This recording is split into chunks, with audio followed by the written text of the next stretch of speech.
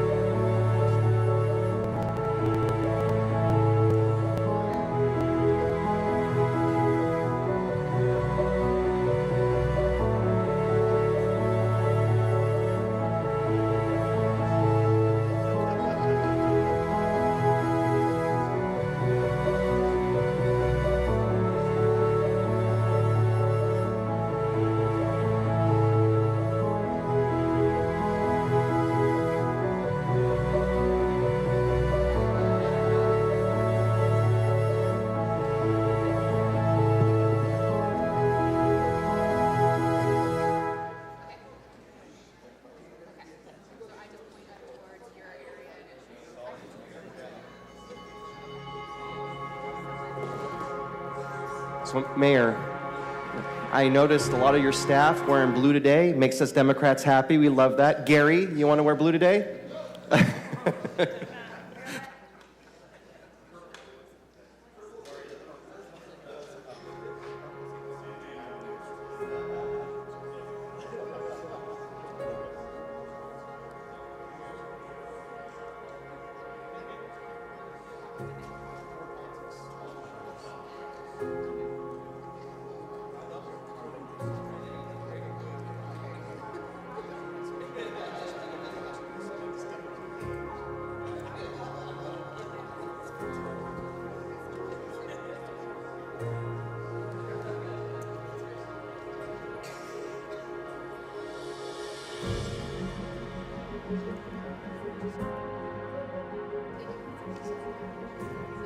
All right, for the folks joining us on Zoom, we are going to restart the Zoom application real quick. So the folks on Zoom, we're going to restart Zoom so that our interpreters can get seated. So look for the meeting to start back up in just a second.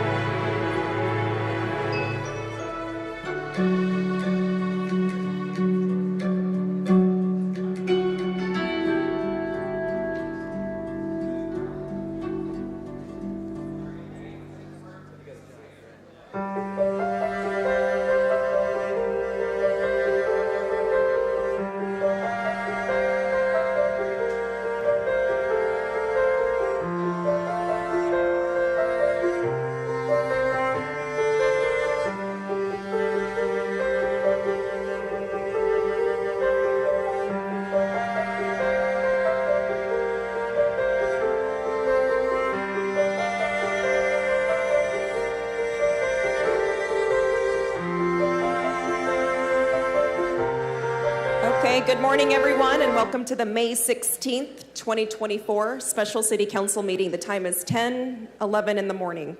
City Clerk, will you please call the roll? Certainly. Councilmember Arias. I am present without the staff presentation in front of me. Councilmember Maxwell. Councilmember Chavez. Here. Councilmember Bredethel. Here. And Councilmember Esparza. Present. Council Vice President Carbasi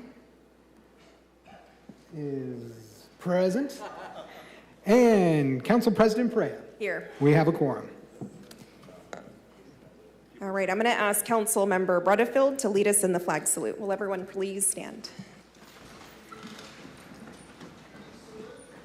I pledge allegiance to the flag of the United States of America and to the republic for which it stands, one nation, under God, indivisible, with liberty and justice for all. Madam President, I'm sorry for being tardy. I had to go get my motions. I'm kidding.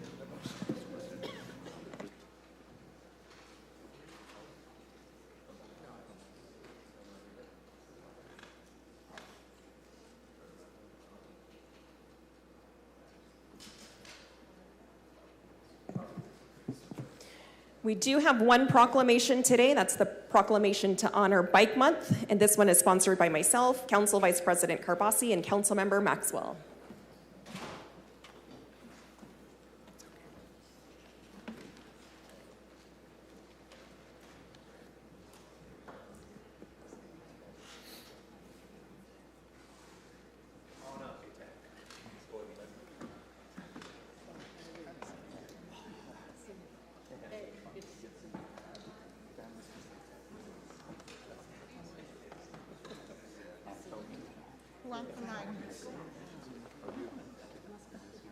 Hi. This is high visibility. This is my shirt. Check, check, check. All right, so the month of May is Bike Month, and I'm honored to be here with members of our bicycle, what do we call it these days? Active Transportation Committee, Advisory Committee, ATAC. All right. But as the council member who is home to a lot of our new Class 4 bikeways, I want to thank you guys for the advocacy. I know sometimes change is rarely unanimous, and with the new Class 4 bikeways, we have seen plenty of people that are just not supportive of that infrastructure. And so I live really close to those, and so I understand some of the pain points, but I think looking beyond that, we see the importance of what it means to continue to invest in our bicycle and pedestrian infrastructure when it comes to traffic safety citywide. And so it's my honor to co-sponsor this proclamation. I'm very, very appreciative for everyone's work in advocating for bicycle safety and for all of us getting out of our vehicles to ride our bikes more. And so thank you for being here. I'm going to hand the mic over to Council Vice President, who is way over here.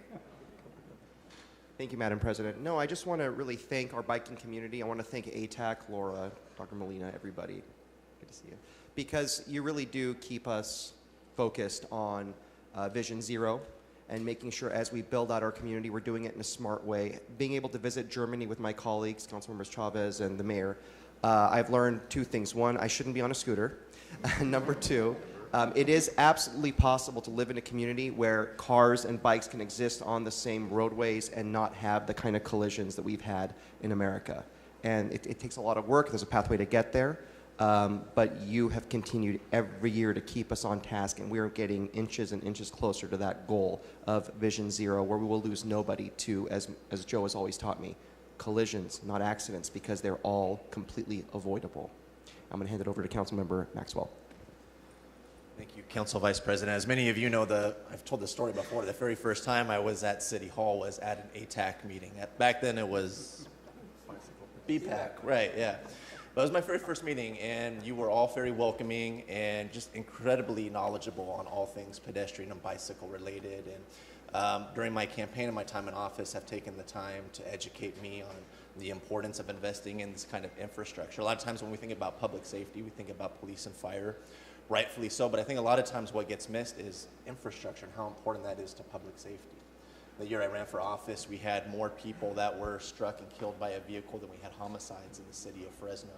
And with the help of ATAC, we were able to identify the Barstow protected bike lane. This is something that had been identified for a very long time that never had any investment into it. It's a protected bike lane that connects Fresno State Campus to Blackstone Avenue along Barstow. And I think most of you guys joined me a couple days ago as we rode up and down that, and it's been wildly successful and popular in the district. So thank you guys for that, and also just advocating for folks that don't have access to transportation. We know that almost 2/3 of folks that ride our buses don't have access to a car at home. There's a lot of folks in our community on a fixed income or low income that don't have access to a vehicle and really rely on things like public transportation and bicycles and sidewalks to get to work or to school. So thank you for everything that you guys do. It's really important for the work that we do, and hope you keep it up. Appreciate it. I'll hand it over to Councilmember Chavez.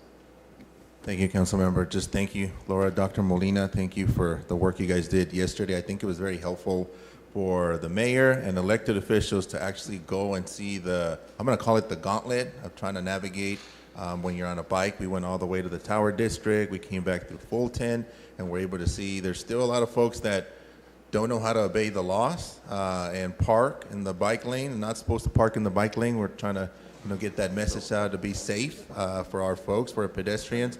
But I think what we're doing here today is going to really be evident in about 10, 15 years. As Councilmember Corbasi mentioned, when we went to Munster, they have an infrastructure that's second to none on pedestrian safety, on bike right-of-ways, and really the bike freeways that they are called over there. So thank you again to the Fresno County Bicycle Coalition. That's the new name. ATAC is the new name. So with that, Mayor, if you want to say a few words, you were huffing and puffing yesterday, but you made it. And he was on a scooter. He didn't have his electric bike, that's why. Councilmember Chavez is the only guy that woke up sore today, and he had an electric bike yesterday. You know, we had about 100 riders come out yesterday for the bike ride from City Hall all the way over to the Tower District and back, and it was, as Councilmember Chavez said, enlightening, because you did get to see, even though we had some of our Fresno finest with us blocking off some streets, but you can see the dangers that are out there on the roadways. And most often it's because of distracted drivers, but it's also because of bicyclists who are not also obeying the rules of the road. And so we have to make sure that both are educated, drivers and bicyclists alike. But it was a very good trip. And I will say this, during our trip in Munster, Germany, what we learned was not only was the roadway shared, but there were more rights given to bicyclists than there were to motor vehicle operators, because there is no protection for a person on a bicycle. And so there was a complete separation in terms of the bicyclists from the roadway, from cars. They had bricks or a path that was painted on the sidewalk that was solely for bicyclists, and then another area for pedestrians, but they did not share the roadway with the cars. So anyway, it is enlightening, and as we continue to do more infill housing, build in our core, we're going to have more and more people take advantage of alternative transportation modes, and one of those to be bicycles. So we need to continue to raise the awareness. Laura? Yeah, thank you so much. Happy Bike Month, everybody. I'm Laura Gromes. I'm the chair of the Active Transportation Advisory Committee. And I'm just so grateful for all the support here of our elected leaders for safe bicycle infrastructure. Biking is so important for our health, for our physical health, our mental health. It leaves no pollution behind. It's just a wonderful way of getting around. The only problem is that it's unsafe out there. So we really need to have an investment in safe infrastructure. And I'm so grateful that I got to go on a bike ride with the mayor this year again, the second annual bike ride with the mayor, and the second country that I've bike rode with him. I'm glad that we got our elected leaders out to Germany to see what is possible. Because there's communities all around the world that used to have car-dependent societies, and that changed their infrastructure and made it more possible for bikers and walkers to get around, and really transformed the way people interact and get around in their cities. So I'm so grateful for all the support here The leadership of the mayor, council members is so important, and I'm so grateful, Council President Perea, for your leadership and knowledge on how communities can be transformed, and it's really a long road to get there. And Councilmember Chavez for your support for these great projects, and Councilmember Maxwell for your great leadership and all the wonderful improvements that are happening around Fresno State, which is actually one of the areas where people bike around the most.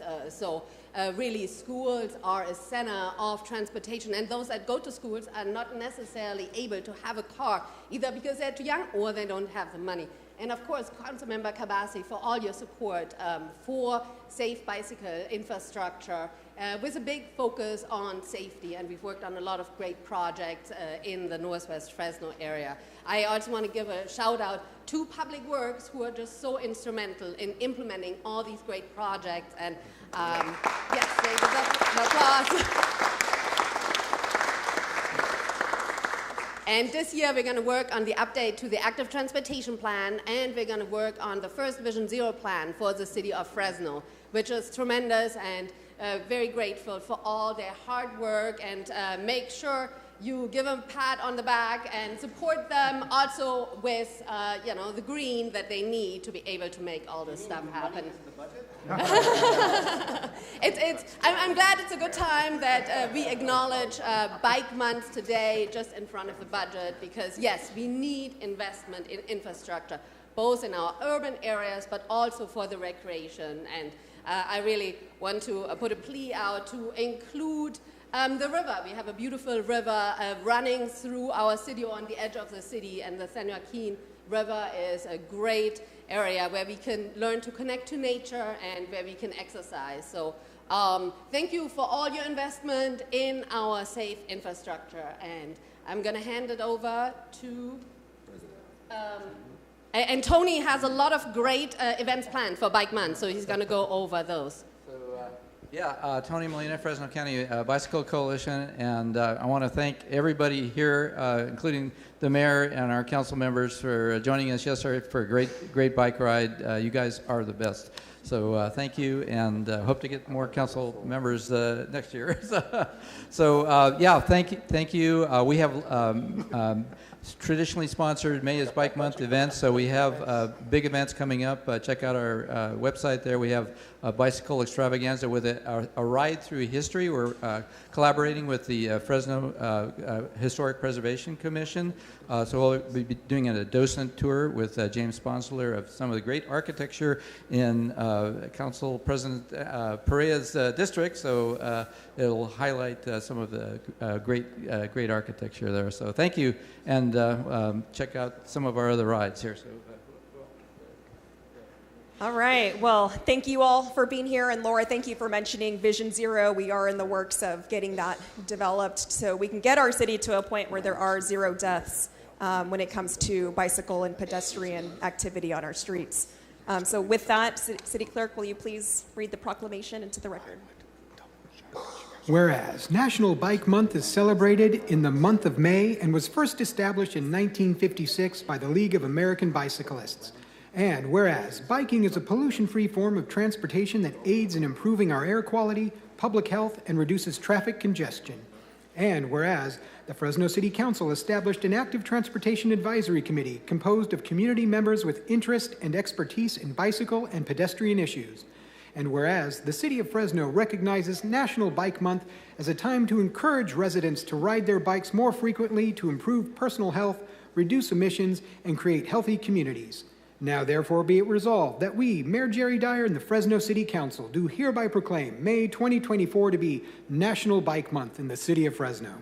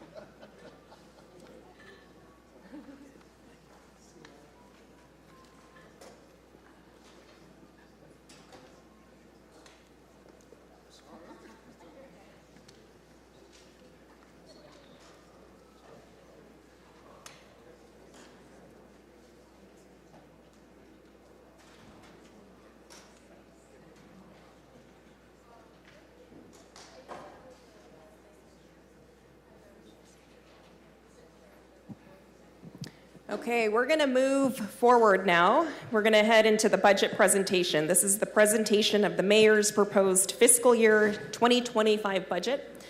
We do have hard copies of the presentation in the back, if anyone would like their own copy. Up at the front, actually, guys. Right at the front by the dais.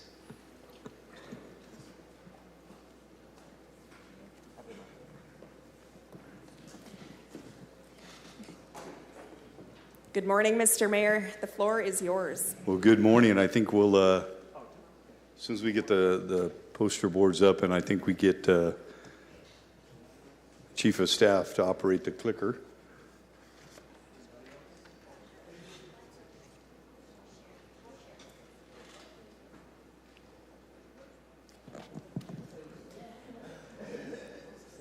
After we do hear the mayor's presentation, we are going to take it out to the public for public comment, and then I will bring it back up to hear from comments and questions from my council colleagues.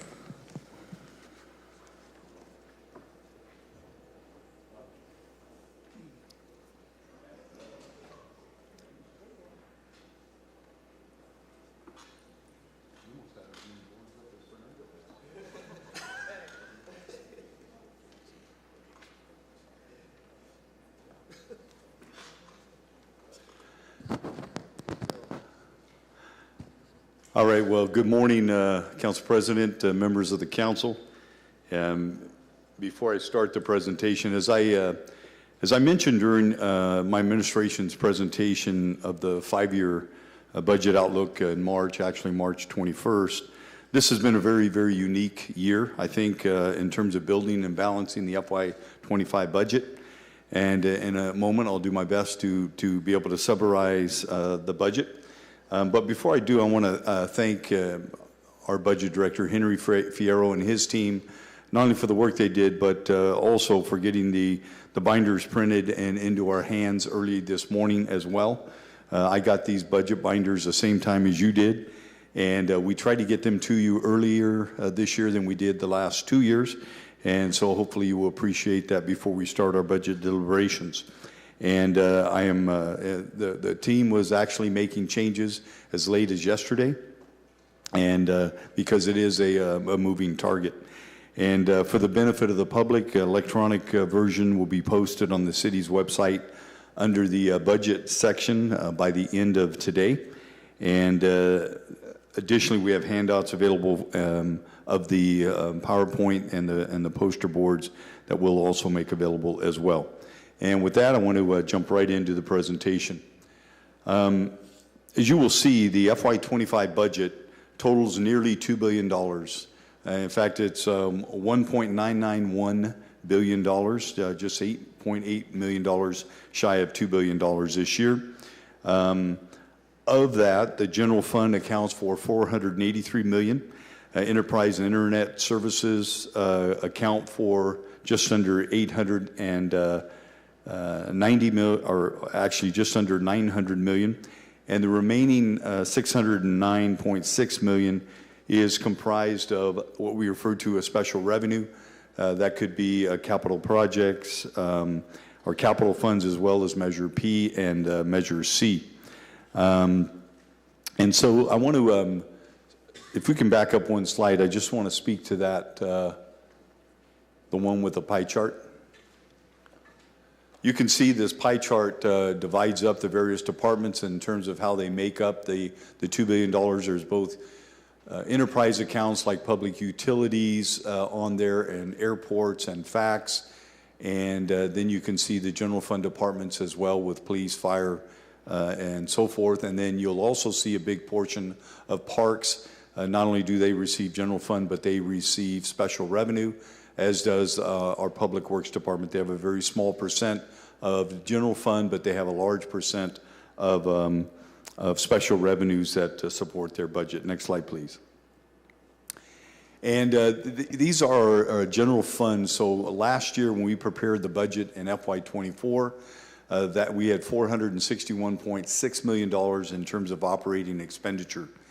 And then this year, as we propose the budget, you'll see that it's 482.9 or $483 million, and that is an increase of $21.3 million in terms of operating expenditures, and you'll see why that's important as I continue to go through. While we've previously relied on a lot of one-time funding over the last few years, such as the CARES Act, the eviction or the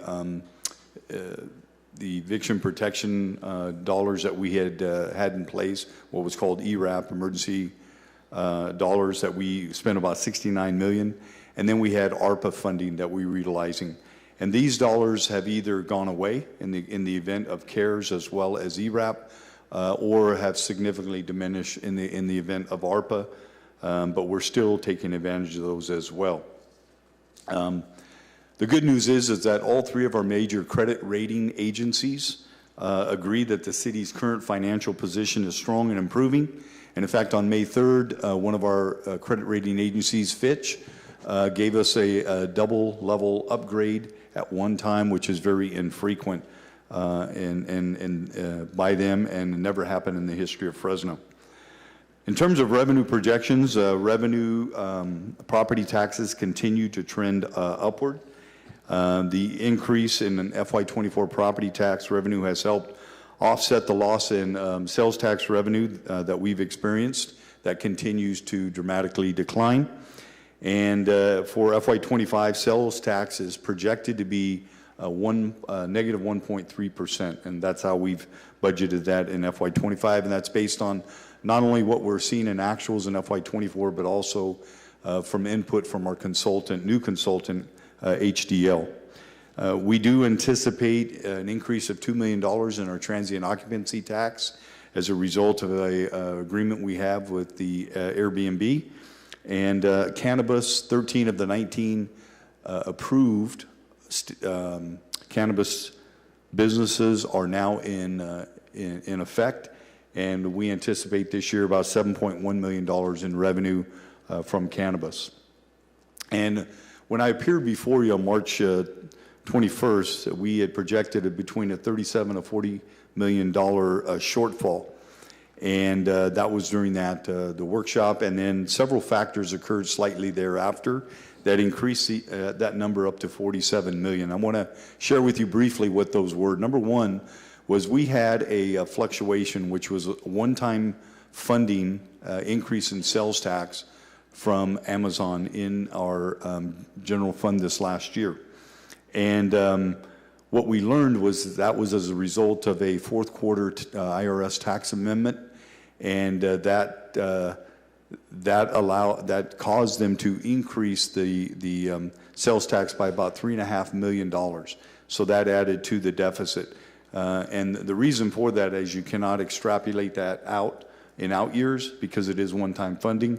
We didn't know that at the time, and we did. Again, that added $3.5 million to the deficit. Other factors included change in actual expenses and carryover estimates, the decision to fully fund the council district's infrastructure budgets, which was $2.8 million, and then adding new leases and bond payments, as well as reconciling the savings and attrition that continually changed during the course of the year. And again, a deficit grew to $47 million.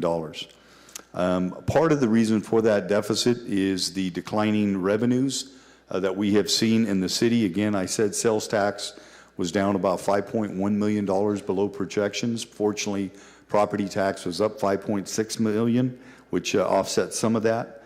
But we also had a decline in the business tax of $921,000, room tax $683,000, and then cannabis down $3.1 million from where we had projected.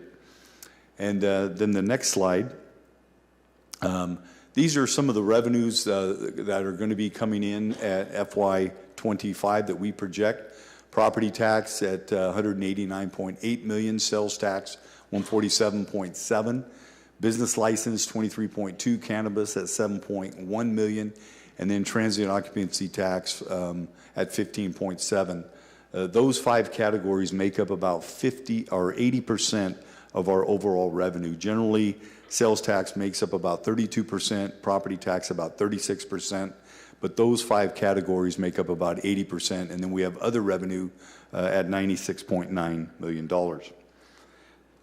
The driving factors really were that we had expenses that outpaced revenues.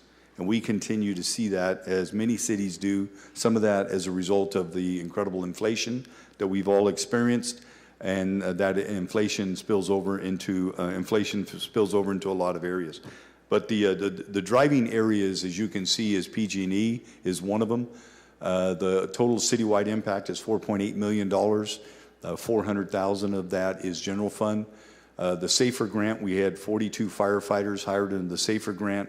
They're rolling off the federal funds in October. Our general fund will fully absorb that this year. En octubre, nuestros fondos generales fueron absorbidos. 1 second, we'll get that taken care of for you right away, Mayor.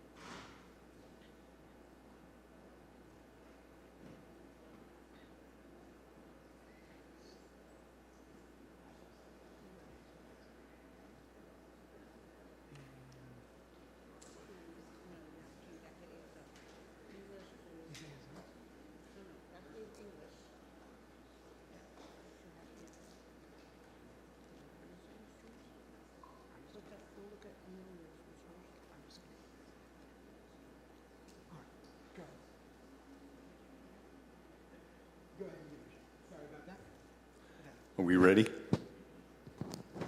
I believe so. Okay. So if you can clear the screen for me.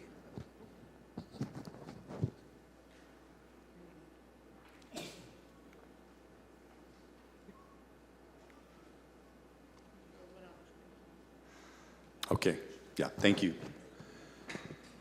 Yeah, and going back to PG&E, the increase this year, 4.8 million overall. I failed to mention that in FY21, our overall costs were 25.8 million. This year, we anticipate those being $46.8 million in PG&E costs, which is an increase of about $21 million over 4 years. Again, the SAFER grant, firefighters, 42 of them rolling off the grant, and being absorbed by the general fund, $4.9 million increase. Workers' comp, $10.5 million increase overall, 8.5 to the general fund. $7.2 million increase for liability insurance, with $4.5 million of that being in the general fund. The pension system has an overall increase citywide of $8.6 million, and $6 million of that will impact the general fund. Health and welfare increases of $5.7 million this year. 2.9 of that will affect the general fund. And then our annual salary increases that occur as a result of step increases or contractual obligations that have been that are in place. Total is $32.2 million, with $15 million of that impacting the general fund. We did find that the fire department was structurally underfunded last year for a couple of reasons, on overtime as well as some premium pay. That money has been added back, $2.3 million. $2 million of that from the general fund, $300,000 from the enterprise account. And then lastly, just our technology and software increases, whether that's hardware or software or contracts, $3.6 million increase, $1.5 million of that from the general fund. So there were a number of strategies that we undertook in order to balance the budget from that $47 million. And that included bonding and leasing vehicles and equipment, use of one-time American Rescue Funds, revenue adjustments that I'll talk about, attrition savings, and then department cuts that we requested from each of the departments, both in the general fund as well as enterprise. In terms of bonding, American Rescue Funds were originally proposed to partially pay for Fire Station 12 and to fully fund the Communications Center. However, the cost for these two projects significantly increased over time, and I will be proposing to council, as I've met with you individually, that in the near future that both projects be fully bonded, freeing up American Rescue Funds to help absorb other expenses in the general fund. We anticipate the cost for both of those projects to be about $30 million, and for about every $13 million in bond, based on what we know today, that would be about a $1.1 million increase in annual debt service. The good thing with the police and the fire department, half of that would be paid by impact fees, the other half with general fund. And so there will be an impact there, but it will prolong our debt. The second thing is, and what I do anticipate, that will cost about $1.3 million in general fund as we go forward each year for that debt service. A master leasing agreement, as you're aware that we've had a lot of trouble with our public safety communications equipment in our towers, and this will allow us at a cost of $1.7 million to replace all of the equipment in our towers and add an additional tower.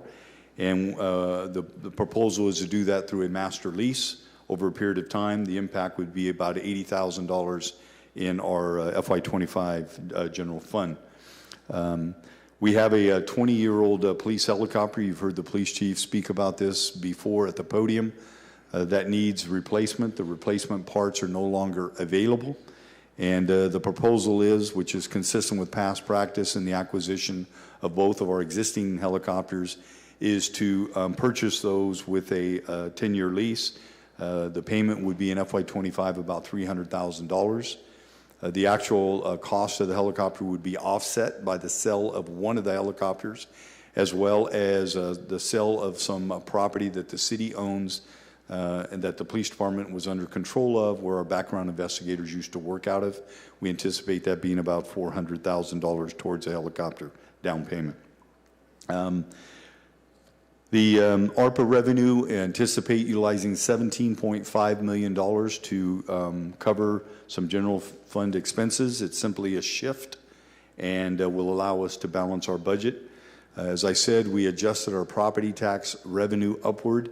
We did, back in March 21st, we had anticipated 4.25% in terms of property tax revenue. That was consistent with last year, what we had budgeted. However, looking at our trend that was upward, we have now adjusted that to 5.5% increased revenue for the city. And by the way, that is what we've averaged over the last 10 years. And that will bring in about $2.4 million more in revenue. For every 1% is about $1.9 million in revenue. Room tax, again, talked about. Airbnb agreement, $2 million. Attrition, last year we budgeted attrition, or this year, at 10%, which would have been $32 million savings. Unfortunately, we did not hit that attrition level. We stayed at right around 6.18% vacancy rate. And so that's what we feel comfortable budgeting this year. And so instead of calculating $32 million, it will be $21 million is what we anticipate, $11 million less than last year. The FY25 budget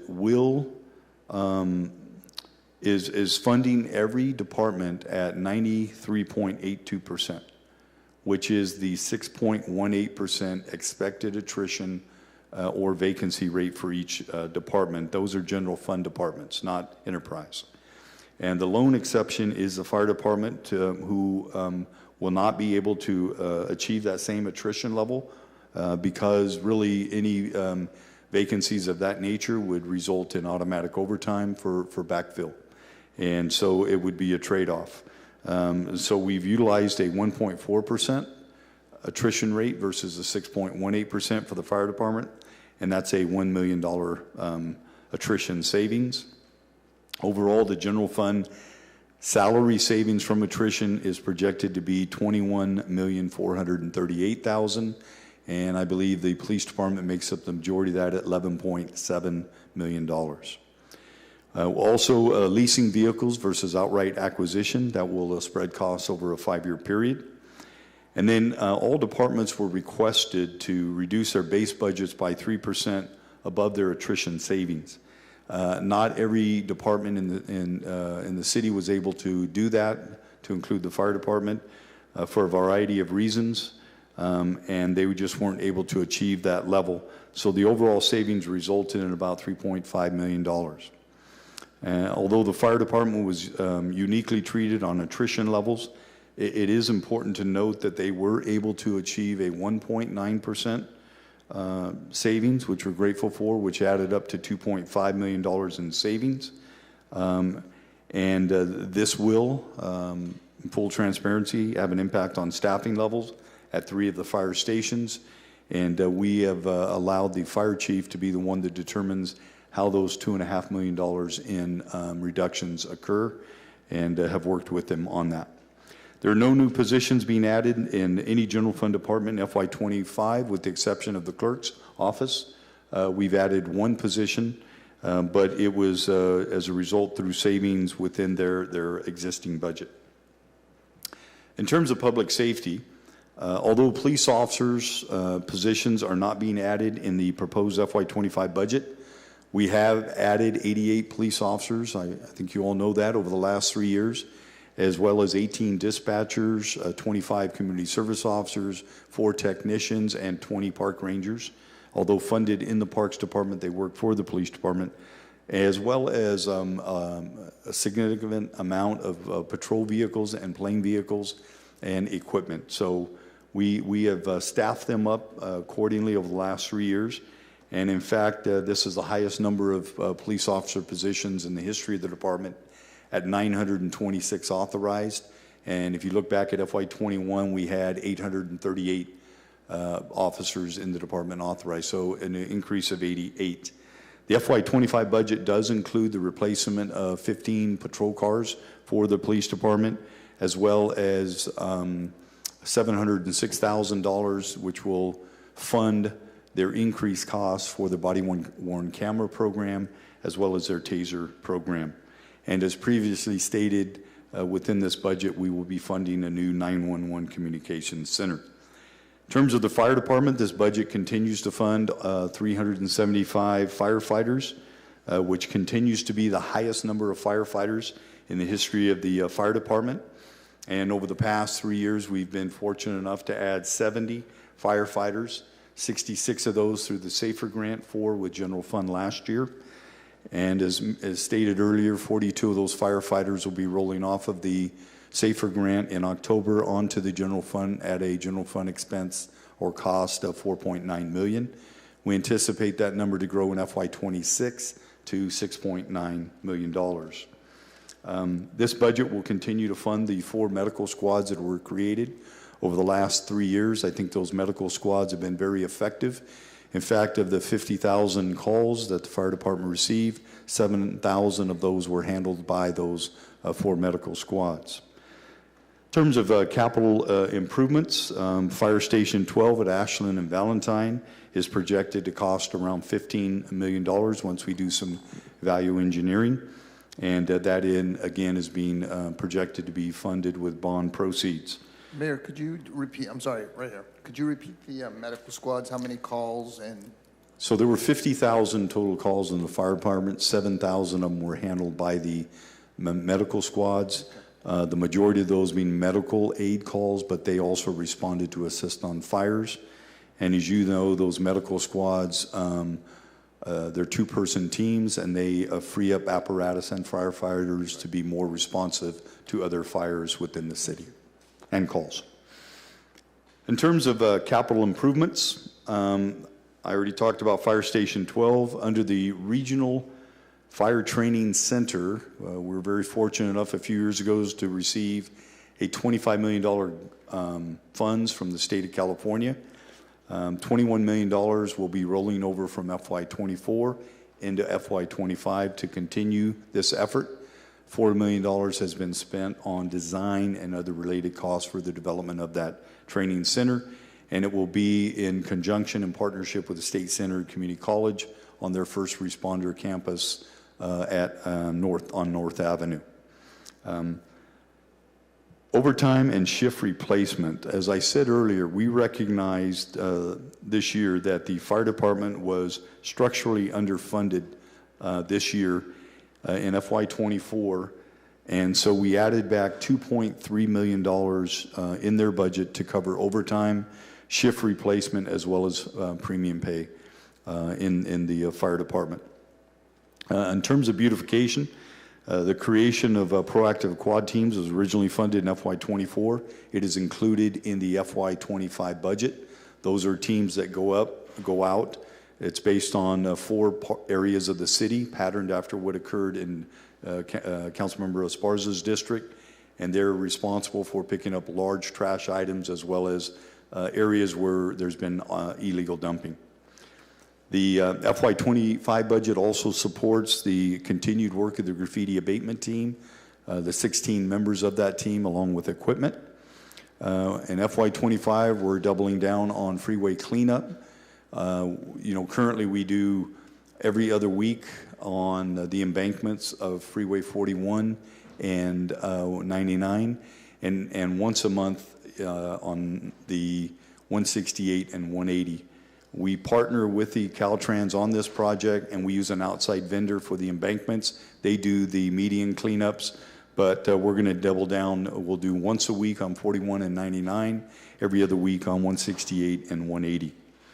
The FY25 budget will continue to beautification efforts in Chinatown, downtown, and the Tower District, which includes additional trash pickup and power washing for sidewalks.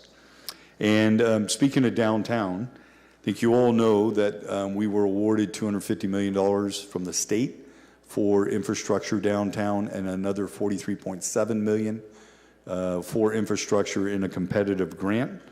We have so far received $50 million of the $250, and we've yet to receive the $43.7 million, but we anticipate receiving that over the next couple of months. Unfortunately, the other $200 million was deferred, and we do not expect it for 2 years unless something changes with our legislators in Sacramento and they're able to get us the money sooner. The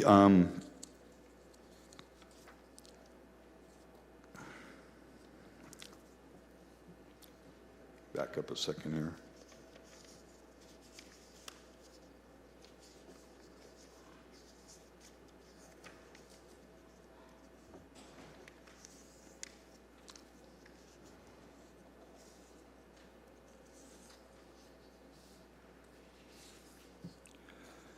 The FY25 budget includes the continued operation of the Fresno Hop, which is our 3 trolleys launched in November of 23. Current days of operation and existing route are expected to be modified this year to maximize ridership and efficiency. With the new ownership of the Fresno Grizzlies, no additional general funds are being allocated or proposed in the FY25 budget. We've done a lot of stadium enhancements over the last 3 years, including painting, a new scoreboard, new lighting, new turf, and a number of other renovations to their clubhouse. The FY25 budget does contain $350,000 for upgrades to the convention center.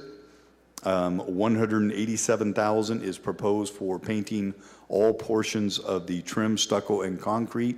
If you go to the convention center, you will see a lot of flaking of that stucco, and the longer we wait, the more it's going to cost to fix it. An additional $163,000 is proposed for new exterior LED uplighting that features color-changing lights to promote various events at the convention center. And it's our hope that this investment will draw in new clientele, and it will look very similar to what we have on our water tower. Economic development. The FY25 budget provides $1 million for ongoing facade improvements in our city. Last year we funded the facade improvement program with both general fund and ARPA, and it has been extremely well received and successful through a partnership with the Fresno Area Hispanic Foundation. In fact, I think in downtown and Chinatown alone, we spent $510,000 on facade improvements, and I know there was a significant amount of work in both D1 and D4 as well. But we spent $1 million this last year on facade improvements, plus the money in D3 and our D1 and D4. The FY25 budget contains $500,000 to attract and retain local businesses and companies in key economic development areas. And also proposed in the FY25 budget is $1 million towards the residential infill incentive program to encourage housing in our core. That's not a lot of money. Years ago, it was funded several $1 million a year, but unfortunately this year $1 million. In terms of homeless and housing, we're going to continue in FY25 to rely heavily on state and federal funding to provide for homeless and housing services. And if you may have heard, the budgets, the May revised from the governor, did not include what's called HAP dollars, a Homeless Housing Assistance and Prevention Program. Those are dollars that we heavily rely on in our city for services. In fact, our HAP 4 dollars came in at $11 million. And then we have additional funding coming in on HAP 5. And so what this means, if this doesn't change at the state level, we're going to have to figure out additional funding sources for services for those in our emergency shelter. Last year when I proposed the FY24 budget, you supported us utilizing opioid settlement dollars to be set aside for that. We set aside last year about $800,000. This budget will set aside another $750,000 or $800,000 as well for that. We will have sufficient number of HAP dollars to get us through this fiscal year in FY25, but we may have some challenges in FY26 if those dollars aren't fully restored. And the big city mayors is working on that to get those dollars restored. In terms of the public utilities, the FY25 proposed budget assumes the existing rate structure for both water and wastewater divisions. However, the solid waste management division relies on a projected rate increase in FY25, and as all of you know, we're going through the 218 process now. This budget contains $50,600 to join the Yosemite Area Regional Transportation System, Joint Powers Authority, better known as YARTS, and I anticipate that being approved soon. We attempted to partner with the county on that, but they did not fund this effort. The FY25 budget continues to fund the pothole elimination team, which has had great success this last year, and unfortunately no shortage of work in our city. And when I say great success, the potholes that are now being filled with the hot asphalt mix are lasting and can last up to 10, 15 years and beyond. We know that's not the long-term answer, but that is part of the solution to deal with some of the potholes today. The proposed FY25 budget includes a repaving of McKinley Avenue from Chestnut to Peach over by our airport, as well as the awarding of a construction contract for the improvement of Peach Avenue from McKinley to State Route 180 with new paving, improved bike lanes, upgraded traffic signals, and high visibility crosswalks. And as you and I have spoken, Councilmember Maxwell and Councilmember Esparza, this is long overdue. One of our worst roads in the city and a horrible first impression for people going to and from our airport. Over 25 major capital projects are slated to begin this coming fiscal year, including the Herndon BNSF Bridge, widening between Polk and Milburn in Councilmember Carbasi's district, which he has fought hard for. The Blackstone Avenue Smart Mobility Project from McGinley to Shields, and Radio Park renovation, just to name a few. And I'll pause there because there is obviously in the budget binder, there's a listing of all of our capital projects, but we also provided handouts to you today highlighting not all of them, but the ones that are the most significant projects in each of your districts and by district. In terms of parks, in FY25, Measure P revenue is budgeted at $46.5 million. And in addition, $41.3 million is being carried over from FY24. These are unspent, but projects are unspent dollars on projects that have been previously identified by all of you. Thanks to Measure P, parks and trails are being beautified, programming for youth and seniors is being expanded, and we are adding more green space to include a 49-acre regional park at Peach in California in Councilmember Chavez's district. There's been a lot of planning and community input, and I'm proud to say that Phase 1 construction will begin on that 49-acre regional park in FY25. It is anticipated that the Fresno Arts Council will announce awards to community-based organizations beginning in the next few weeks. So that will occur in FY24, and anticipated to award $9 million in funding to CBOs in our community. The FY25 budget does contain, Councilmember Arias will be pleased to hear, $175,000 for the ongoing maintenance and restoration of our outdoor art. As many of you know, we've had a lot of vandalism to our art, and this is going to be an ongoing funding source for maintenance.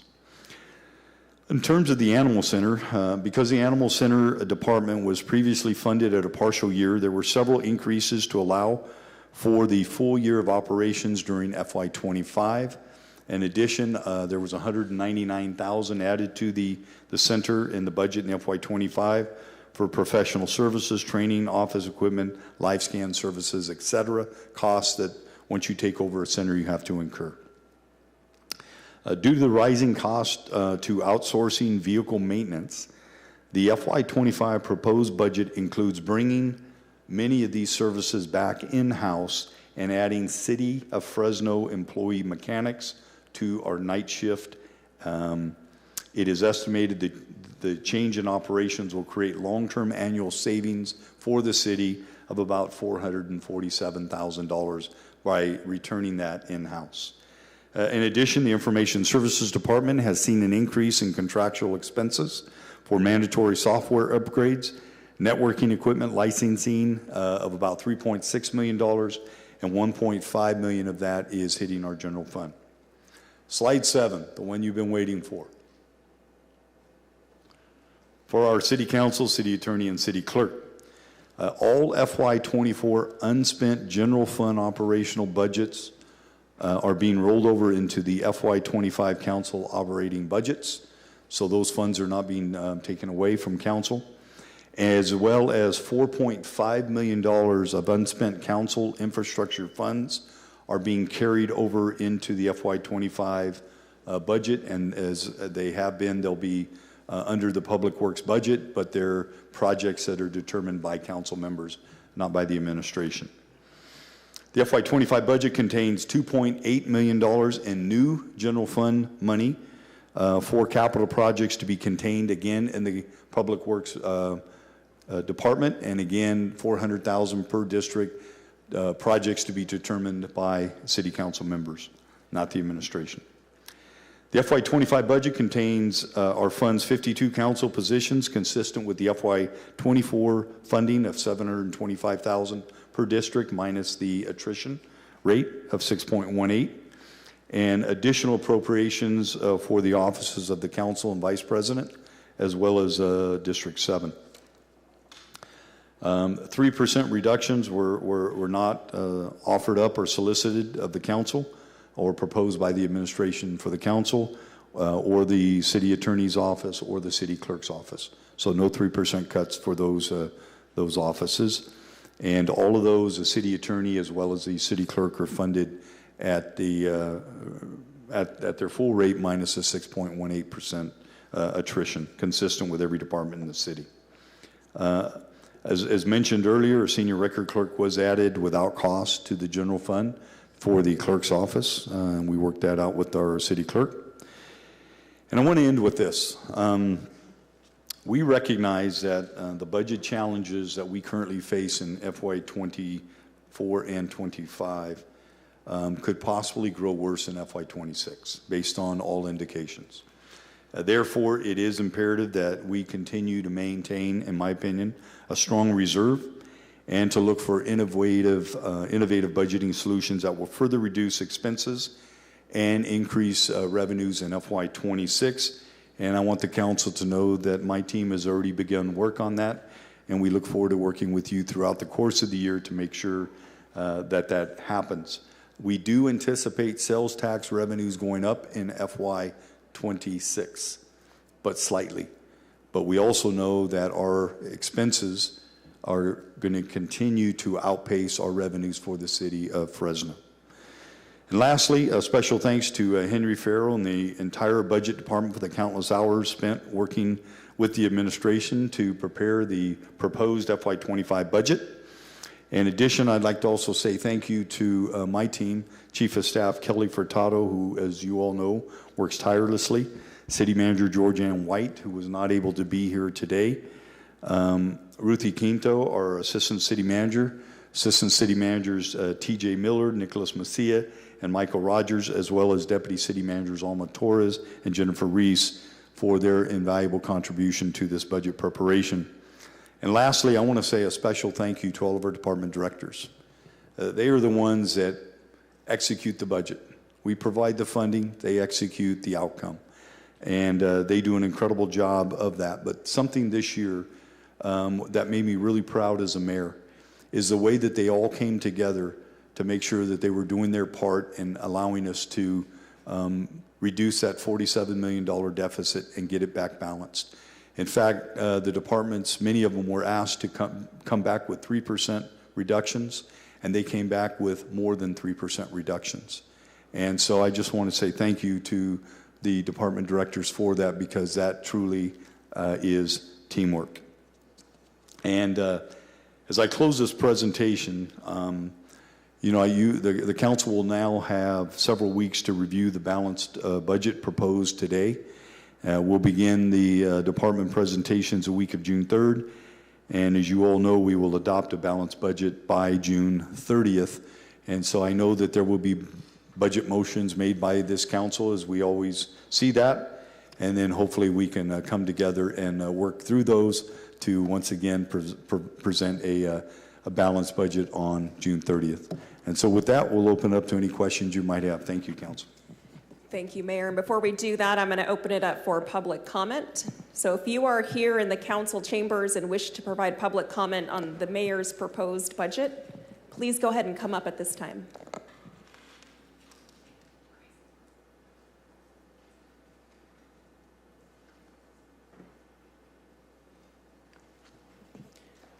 Mr. Elizondo, did you want to provide public comment on the budget?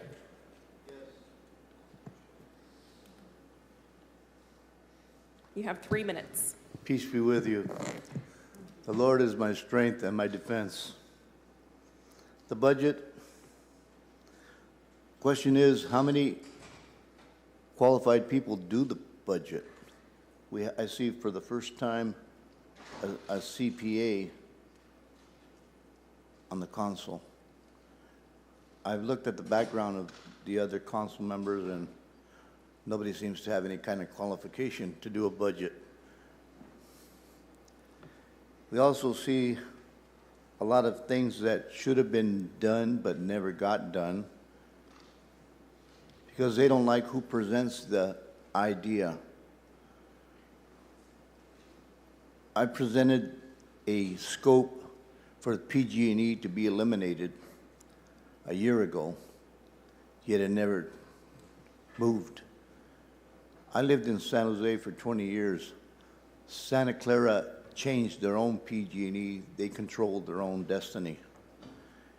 Here, for some reason, I guess sometimes they call it money under the table, greasing the palm, conflict of interest, conspiracies to hold their own. But anyway, this budget, there's a lot of inconsistencies. Why do we need a helicopter? Right? The resource to find a helicopter is very easy. The government has surplus of helicopters. You don't need to buy somebody unless you have a conflict of interest. That seems to be the bottom line all the time. Developers, conflict of interest. The other thing is that they spend a lot of money, unnecessary funds. We live in the 21st century with the high technology.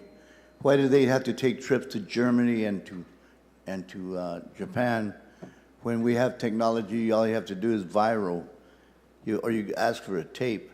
Because who are these people? Are they qualified, or was it a family vacation? That's the big question. That's why the budget can't be balanced.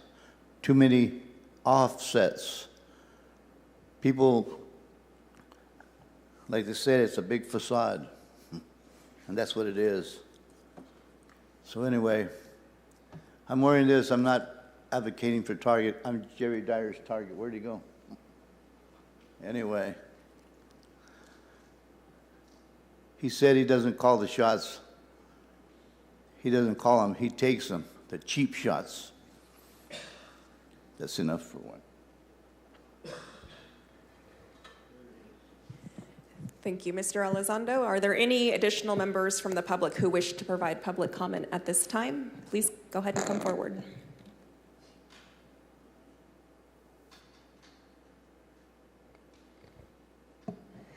Seeing none, is there anyone on Zoom who wishes to provide public comment?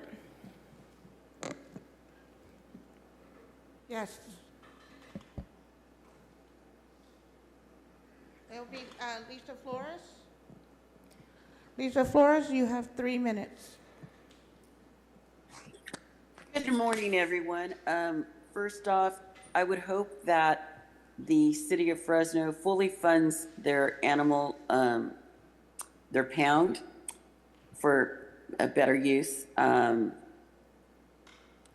Also, I'm very concerned about the projection and what are you going to do for funding for the homeless community. Because there is a direct correlation between the city of Fresno not having rent control and the number of people that will become homeless.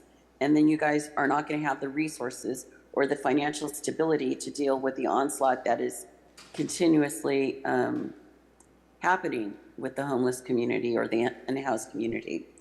Also, too, I'm greatly concerned that there will be shortcuts in the funding for the fire department. Now, you know, of all the departments you guys have, the fire department is my favorite.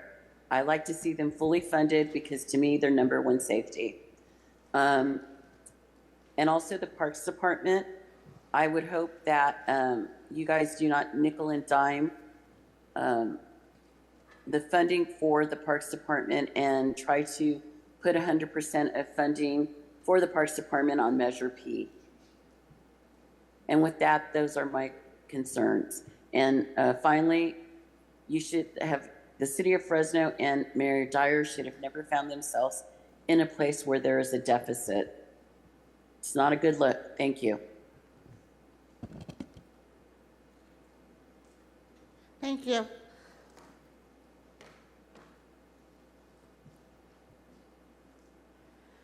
Next we have Lynn Owens. Ms. Owens, you have. Hello.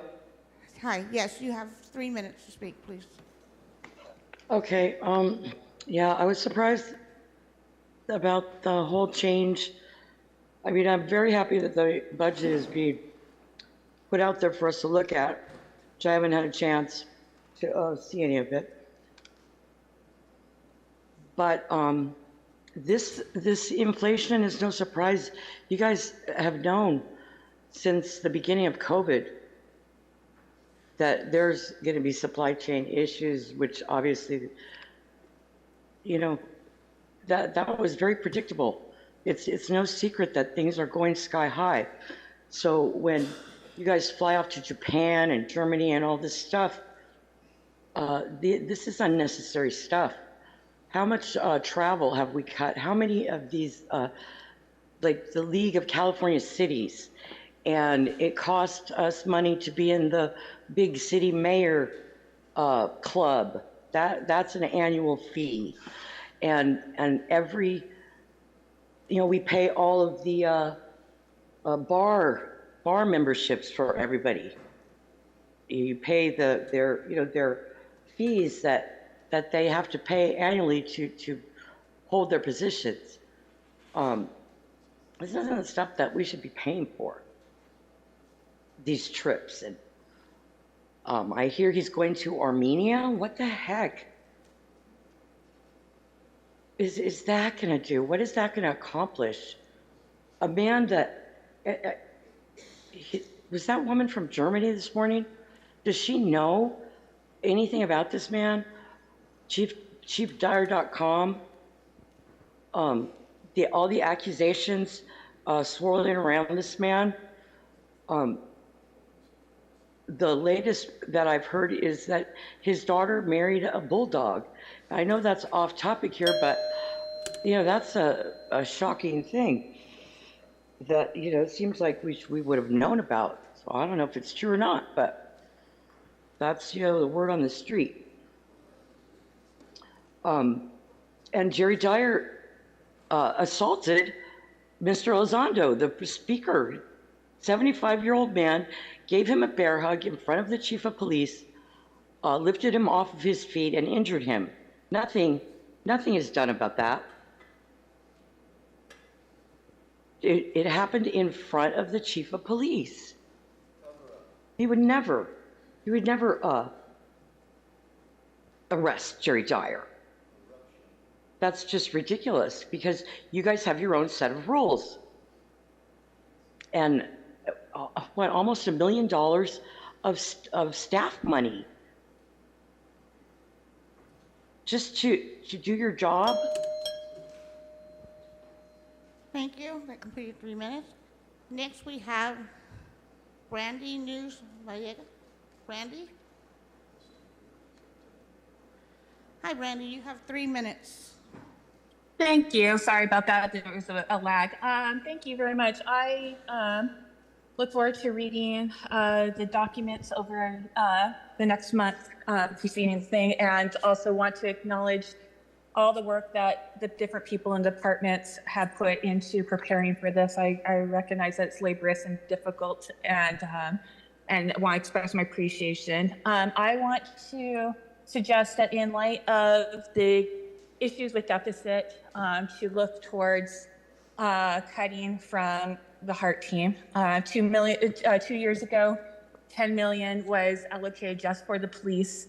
And I would state that this is a funding that is causing more, that is impeding people getting out of homelessness than helping.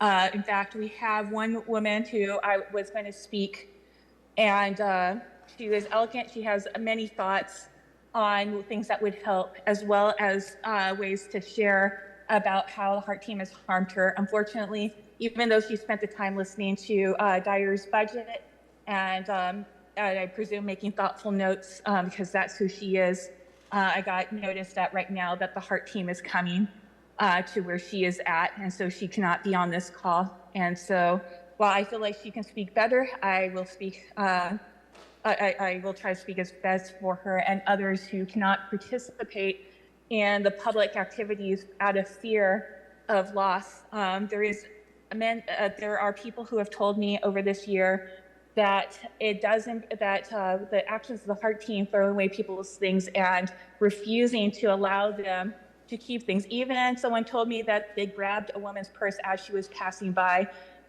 People completely refusing to give backpacks over. This has hindered people from being able to, people have lost phone numbers, they have lost their documentation, they have lost things that they've needed as they are in the process of getting jobs and getting housing, and this is impeding that. Because of the 10 million increase, they were allowed to be out on weekends and holidays, including going out last year on Easter, and refusing to allow people to keep things that can be rolled away, including a man's work tools and an elderly man's birthday cake and all his belongings. It is a practice that is creating a temporary fix, but as you guys have expressed frustrations, it does not make the problem go away. It actually keeps people out there longer. And so I ask that we would focus on things where, and other people have mentioned as well, that they cannot focus on getting housing, they can't focus on getting jobs when their things are taken, and then their focus has to go back to getting just supplies that they need to survive, their food, their clothing, their tents, things that have been. Thank you, Randy. And that concludes. I have no other hands raised, Council President. Thank you very much. All right, at this time, I'm going to bring it back up to the dais, and the first one I have punched up is Council Vice President Karbasi.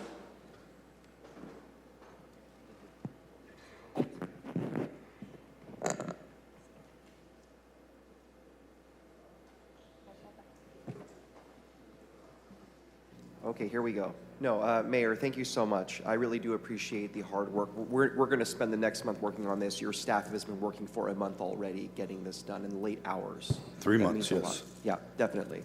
I don't want to get into too many details. There's a lot to read here, a lot of details. One of the things that came up I do want to talk about, I don't know if it's appropriate I ask you or the fire chief, but it's about what stations are going to reduce from 4-person crews to 3-person crews. And I understand the need, everyone across the board needing to make those cuts. But I have some concerns because I just fought last year to get Station 2 back to 4-person. Do we have the stations yet? Yeah, the Fire Chief Alcorn.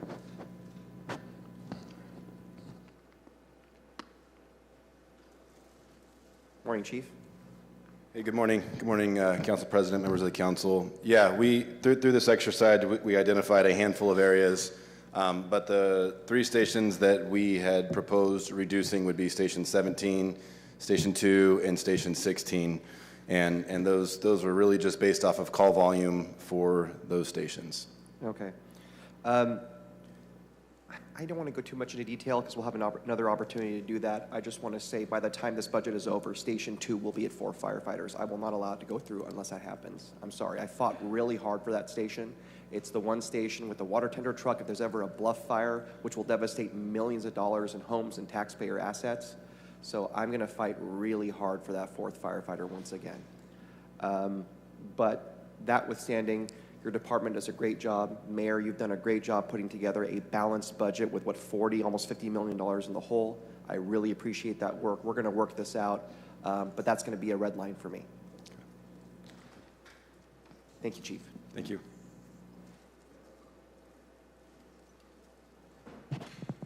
Councilmember Bredefield. Mayor first, if you would. Mayor, I want to thank you, your staff, the budget director, your city manager, all the assistants, all the department heads.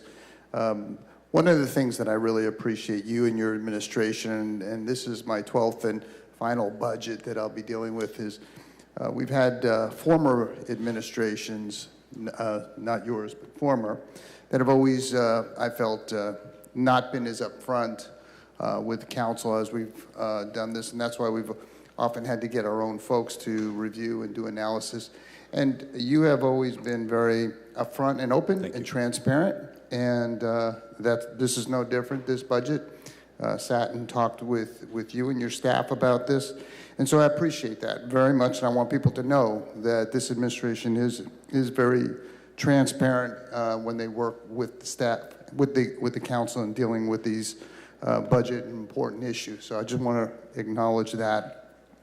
And I do appreciate that we've worked to increase our police officers. Obviously, in this year, we're certainly not going to be able to increase those levels or the firefighters, but we have increased over the last 3 years, and I think it was what you said, 88 police officers, 70 firefighters, which has been very important, having them at the highest levels. So I just want to acknowledge that and greatly appreciate your efforts and your collaboration with the council. Thank you, Councilmember. And Fire Chief Alcorn, if you don't mind, I just wanted to also ask you a couple quick questions. And not going to belabor anything now because we're going to get into things as the budget process begins. You said stations 17, 2, and 16. Can you say the locations for all of those? Yeah, Station 17 would be in the northeast section of town, be in your council district, council member. Yeah, no, but 17 being Physical address, I would need. Right, Maple the International. one at Maple International. Okay. And 2 and 16? I don't have the addresses off the top. 2510 North Polk would be Station 16, and then Station 2 is going to be on. Yeah. Okay. Okay. I appreciate that. And as the mayor had said, there were 50,000 total calls to the fire department, 7,000 medical squad aid. One of the things I want to look at is reimbursement for those calls. Do we get a reimbursement from American Ambulance or anything when we go out on those calls? We have an agreement with American Ambulance. They restock our supplies of any medical supply, disposable medical supply that we use, and we do get a small fee from American Ambulance for responding to those calls. Okay. Yeah, I'm wondering about reimbursement. I'm wondering about, because how often, and I don't know the specific number, but how often are our folks that go out on those calls first before American Ambulance arrives and is providing aid? Do we know that kind of information? We could probably pull that data working through county dispatch to get it. Yeah. Yeah, I'm just wondering. This is something I brought up with the former fire chief, was looking at reimbursement rates and wondering if we're being reimbursed at a rate that we ought to be for the kind of service that we provide. I know we are actually saving lives, and so that's something I'm just wondering if there might be some way to address that and take a look at that issue. American Ambulance, of course, does a phenomenal job, and we greatly appreciate everything that American Ambulance does. But we're partners in that effort to save lives. And so it's just something I have a curiosity about. I, too, am concerned about making sure that we have fire personnel fully staffed. And I understand we're certainly trying to balance budgets here, but I think there are creative ways of making sure, because I think there are issues when we're reducing fire staff to possibly being a concern for me on their safety, as well as obviously the effectiveness for our constituents. But again, that's all issues that we can look at as we deal with the budget as it unfolds. And again, thank you, Chief, and appreciate what we'll discuss and look at. Thank you. Council Vice President Kerbasi. Just a follow-up question, Chief. I'm sorry. Okay. To the line of questioning from Councilman Bredefeld. Can a fire engine or truck do everything a squad can? Yes. Can a squad do everything a fire truck or engine can? No. That's my only question. Thank you. Okay. Councilmember Arias. I promise this won't be a fire conversation today because there's a lot of critical juncture points in this proposed budget. But let me start off with fire. Chief, if you could, can you walk us through the metrics, the data, the rationale, the process that you utilized to identify Station 2, 16, and 17? Yeah, there was kind of a lot that went into it. We sat down and really we looked at the SAFER grant. When we applied for the SAFER grant initially, Chief Donis and that administration had identified if we were to start upstaffing resources and adding additional resources, there was a plan, right? There was a plan of the order of how that would occur. That was going to be based off of call volume, risk to the community, and so they had a plan, an upstaffing plan. And as we sat down and started to look at everything, we started right off the bat with taking that plan and almost doing it in reverse order. We did take into consideration the squads and the impacts they've had on reducing the calls for service to the engines and the trucks. You guys have asked great questions regarding the squads, but that's really what we took into consideration. When you're asked to reduce your budget by 3% and you're looking at $2.5 to $3 million to get there, it's hard to just go cut the things that, we can cut training, we can cut this, we can cut that. You're starting to look at people costs at that point, and there is no layoffs proposed in this budget. But that was really where we started. We looked at call volume. We looked at call volume, and we tried to look at impacts. And What would be the total savings of you making these staff changes? So there's a couple things that we've done, but the ones that we've talked about up here, we're downstaffing the 3 engines. That's about $1.3 million in salary and fringe benefit savings. What's your current overtime budget? Our current overtime budget, I think, is roughly in the $7 to $8 million. I don't have Yvonne here to give me that exact number, but I can get that. And maybe the budget staff can answer this, but isn't it fairly routine that the fire department goes over its overtime budget every year? Correct? Right. Yes, that's true. And their current overtime budget is, the budget is about $6 million, but this year they're estimated to come in at about closer to $8 million. That was the structure imbalance I talked about, adding back 2.3 million because of that very thing. So we actually, all the fire cuts were 3.5 million, but 2.3 million were added back, so it was a total of 1.2 million. Thank you. The stations that you identified are on Maple and International, Herndon and West, and Clinton and Polk, which for me happens to be the expansion of the city, to the outer areas of the city, or the fringe, as my council president reminded me. So they generate the least amount of calls, hence why you're proposing a reduction of staff. But yet the budget that you're proposing has us bonding out for a new station on Ashland and Valentine in Station 12. So I wrestle with building a brand new station with bond funds while we're seeing a reduction of services in existing stations in the same fringes, following the same model. So as we get in the budget, I'm gonna want a deeper explanation of why the city is proposing to build a brand new station. Now, I know one of the answers is, without a new fire station, we can't allow occupancy permits for these subdivisions in the fringe of the city. Well, if we're indicating that we cannot afford to continue to grow in the fringe of the city, then why are we adding more fire stations in the fringe of the city? But that's more of a, when your budget's up, I'd like a deeper explanation on that. Secondly, when it comes to, thank you, Chief. I'm good with the fire department for now. I also want to know if the staff can provide us, as it comes to fire and police, is what fees have we been waiving?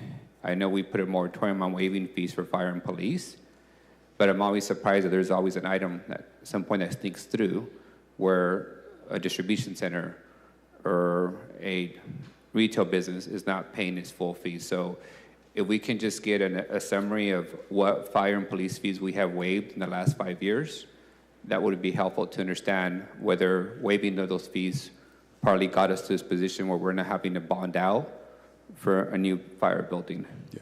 And you probably know that we do not waive any fire fees. The council created an ordinance for that, or resolution.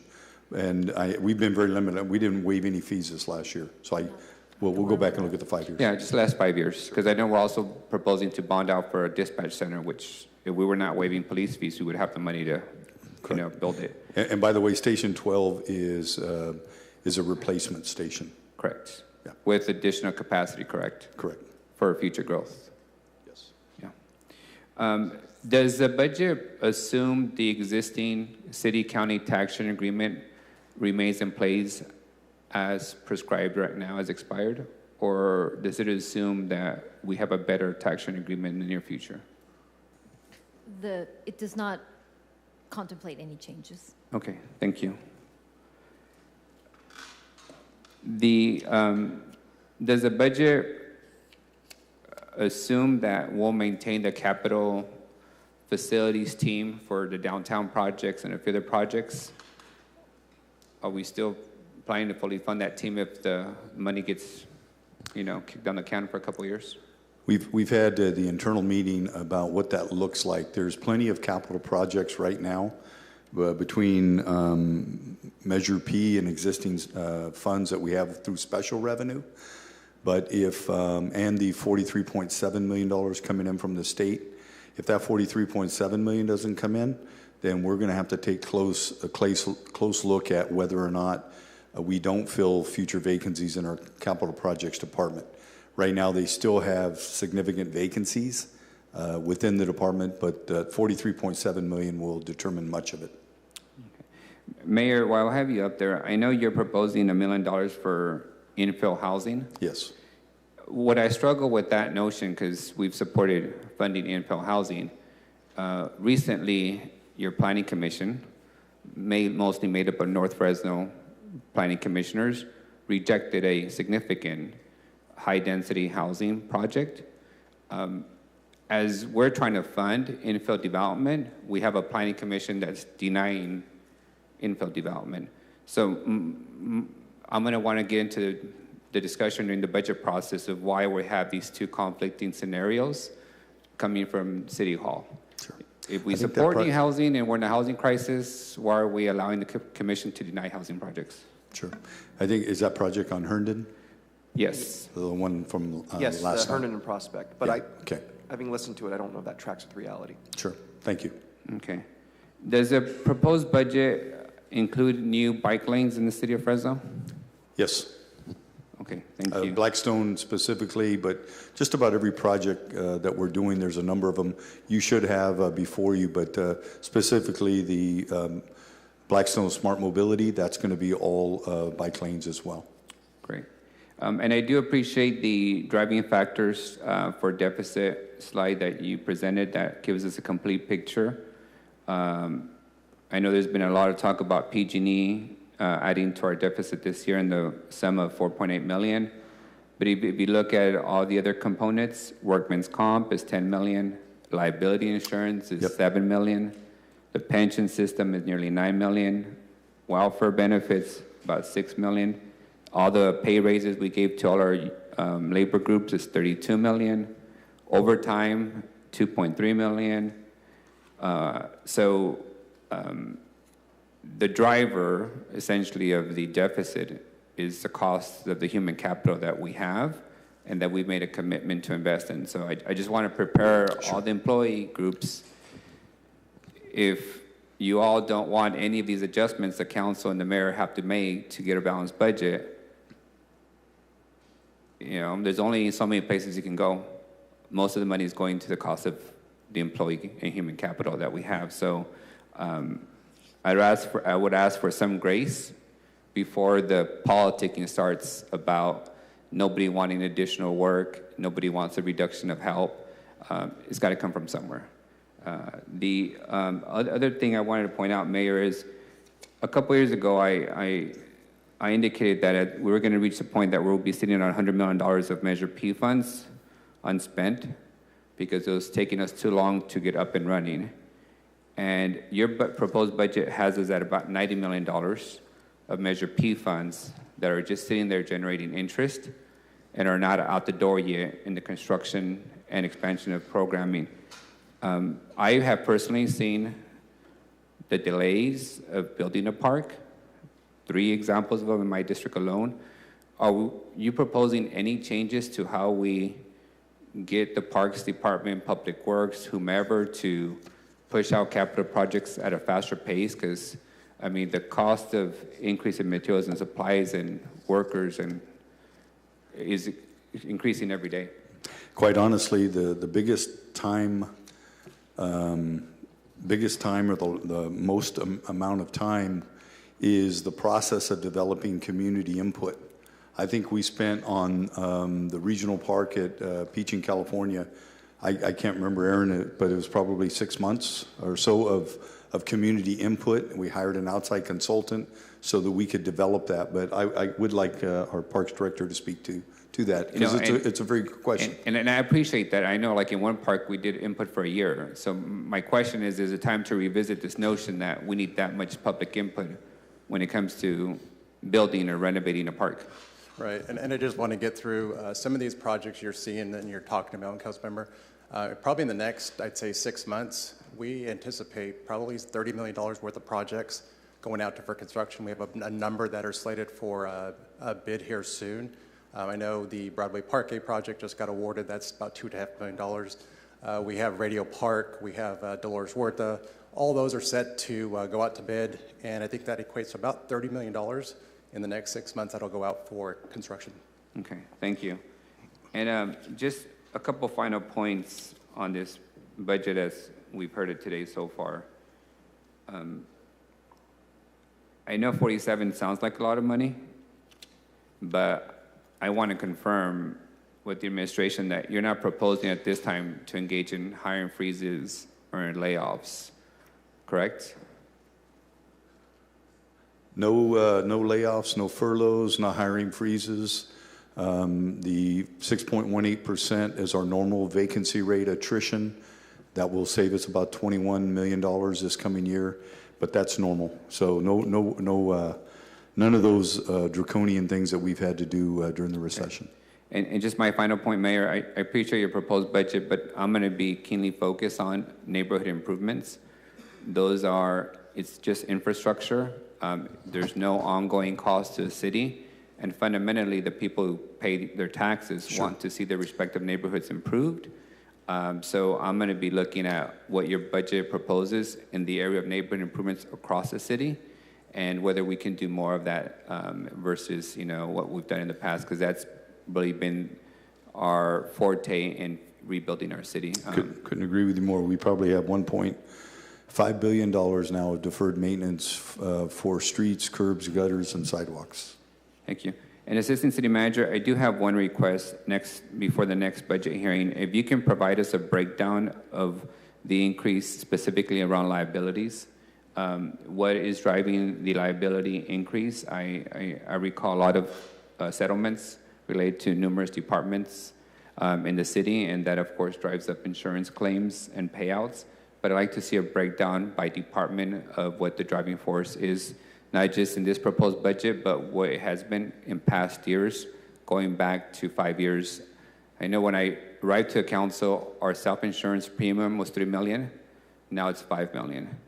Our payouts of settlements is significantly increasing every year, and that means that we have less resources to put into staffing. So I'd like to see a breakdown. We'll get that for you. Thank you all. Appreciate it, Mayor. Thank you, Councilmember. Councilmember Esparza. Morning, Mayor. Mayor, yesterday you did me and Tyler the courtesy of letting us know up front that you made those mean jokes about us not fitting on the bike. Up front, you came clean. We appreciated it, not having to hear about it later on. And so, with respect to this budget, I want you did a good job outlining and kind of just presenting from your lens. But these binders weren't dropped on my desk till about an hour and a half ago, roughly. Mine as well. My desk as well. Yours as well. So I wanted to ask you, just confessional time. You showed us your budget balancing strategies. Are there any big cuts that are going to stand out to us as we're reading through the binder? Are any of us going to blow a gasket up here about anything, any big gaps missing? I don't think there's any big gaps. I've already mentioned with Councilmember Maxwell that we've had a goal of planting 1,000 trees every year. We've been able to exceed that goal significantly over the last 3 years. This year there is $200,000 committed to the tree planting. $200,000 was removed. I've asked Councilmember Maxwell if there was a potential for that to be absorbed in his infrastructure. But we also know that the Parks Department is slated to plant, I believe, 337 trees this year in various different parks. So that's going to help out as well towards the 1,000 trees. But that's one. Two is there was a shifting of funding on our tree trimming to where we had a 10-year, now it's a 13-year cycle for tree trimming. And I think 3 years ago we had no money at all in there. We put 2.8. That's been trimmed down, but we've also, two things that have occurred. As a result of the proactive tree trimming, what we call geo-based tree trimming, the amount of emergency work has been significantly reduced. You'll notice during storms, you're not seeing downed trees, and it's because of that proactive tree trimming. So we've asked the Scott Mosier from Public Works to take a look at how we could balance that and save some monies there as well. But really, quite frankly, those are the only two areas that I did not mention in the budget. Yeah, no, our city looks a lot better than Sacramento does during storm season. Yeah, or sure. fallen trees. So just the tree area, nothing else that we have to worry about or be concerned about? No other, I mean, you guys meet with the Public Works Director frequently on what projects are being funded this year, which ones are being deferred. I've given you a handout, plus in the budget book under capital projects, you'll see all of the capital projects for this year, and those are consistent. We've tried to do everything we can to make sure we're getting those projects done that need to be done, whether it's parks or our streets. And we your constituents are my constituents, so we want them done as quickly as we can. Well, they call us. Right? I know so they do. And you call me. And then we call you saying, Mayor, we need this done. Our residents, not my residents, our residents demand it. The budget, you showed us some of the personnel costs, labor contract costs. I know this year in particular, we've got the bulk, well over a majority of the labor contracts are up for negotiation.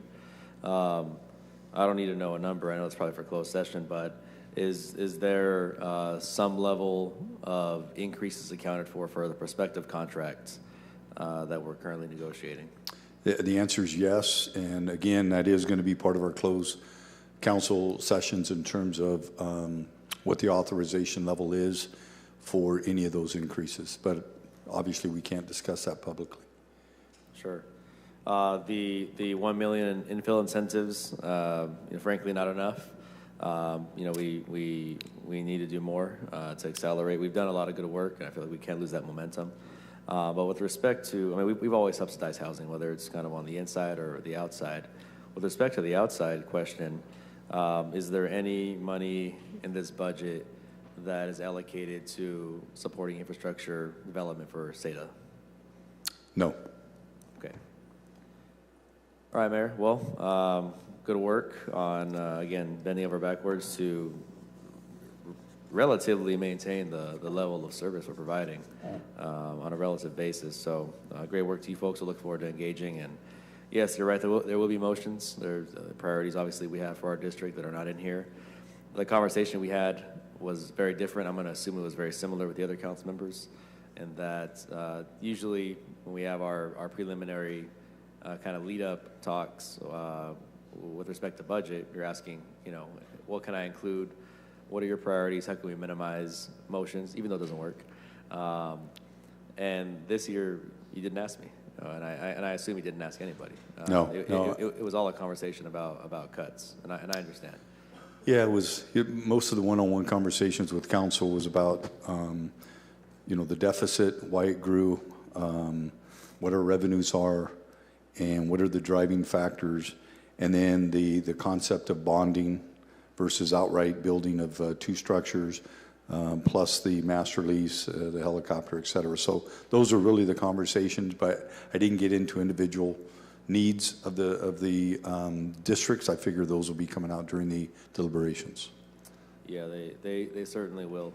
We've got a lot of work to do. I mean, obviously, this is written, it's done. But in terms of increasing our revenues, because this is really just the beginning here, and you've managed again to maintain a level of service. But looking ahead to next year's budget and then my last budget, not quite as optimistic, perhaps. I think what we're seeing here and the way you described it is really, I think it's in a way that most residents will understand. But most residents are experiencing this exact same phenomenon in their households. Wages are higher, wages are increasing.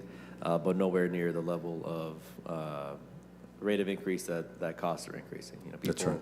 are seeing their utility bills go way up, way past the rate of inflation, seeing their auto insurance go up way past the rate of inflation. And so I think the way you explained it and broke it down is in a way, again, very much that residents will understand. And the private sector will understand.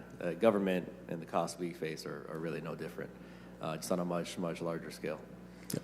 So we'll look forward to engaging here in a few weeks. Thank you. Thank you. All right, Mayor. The funding source for facade, is that going to be general fund?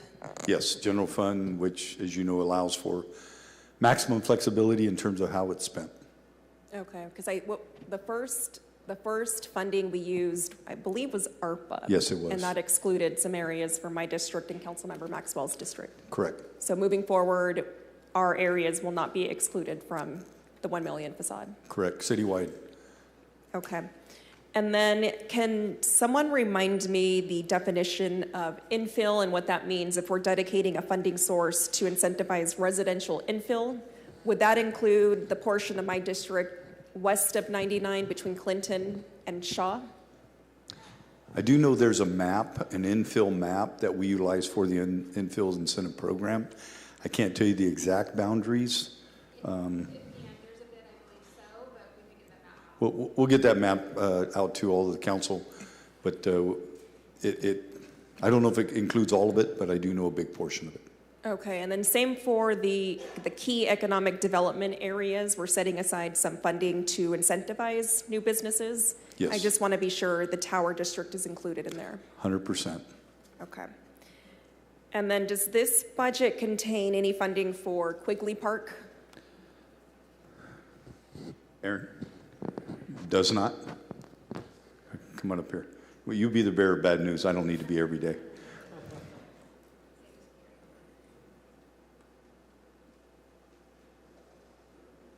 Councilmember, this has just the carryover for the design of Quigley Park. Okay, so if we wanted to set aside anything additional, we would have to do that in the form of a motion, likely utilizing Measure P dollars. Correct. Okay. Can we get a list of any funding sources or whatever funding sources we have unspent within all of our Measure P buckets? Please, yes. Thank you. Thank you, Director. And then does this budget contain the refunding for alley gate closures? I know we ran out of funds this past fiscal year. Closing alleys is a big request that I get in my district, and it's currently unfunded, so I've been having to fund those. Yeah, I think historically they've been funded out of the district budgets. I'm not aware of us having a certain line item for that, but the district budgets have covered those. And they can come out of, I would imagine, the infrastructure, but I'll let Scott talk about that. Good morning, Council President, Council members. So the budget for next year is the same as this fiscal year, under which cost of installation would be up to individual council members through infrastructure funding. The cost of repairs, we have $25,000 incorporated in the new proposed budget, the same as the current fiscal year. And we would continue with making those repairs until funding runs out. And this year, thankfully, we were able to go much further than I personally had anticipated. We went really to the end of March before the $25,000 was exhausted. Okay, so we're setting aside another $25,000. Yes, for this fiscal. That is okay. correct. Okay, and the average cost to close an alley, I think, is it 10 to 13,000? Does that sound right? Typically, and then each alley is really different depending upon the configuration, shape, and some of the uses. But yes, that is a very typical cost. Okay, so any given fiscal year, we can afford to close about 2 to 3 alleyways with the allocated budget. Is that right? And to clarify, the funds that are included in the current fiscal year as well as in the proposed budget are only for alley gate repair and maintenance. So none of the funding within the Public Works budget as proposed is for closures or installation. It's simply for repairs, against vandalism, damage, break-ins to the gates that are currently closed. Okay. Mayor, Beautify Fresno, I think I heard you say we're looking to expand services, not just in downtown, but in the Tower District. Is that correct? Yeah, the funding under the quad teams, specifically for trash removal, but also pressure washing to include the Tower District, Chinatown, and downtown. Okay. Right now, I think it's 200,000 that we set aside for pressure washing and trash litter abatement for the Tower District. It's not enough. We do streets one day at a time, so by the time we do Olive at the beginning of the week, we do Maroa at the end of the week, and Olive's already looking pretty bad. And so I'd be looking for something to where we could be power washing a little bit more frequently each week. You know, the hope is what we do in downtown. There's a city power washing crew, but it's augmented by the ambassadors that they have downtown that also do some pressure washing of the sidewalks. So we can take a look at that.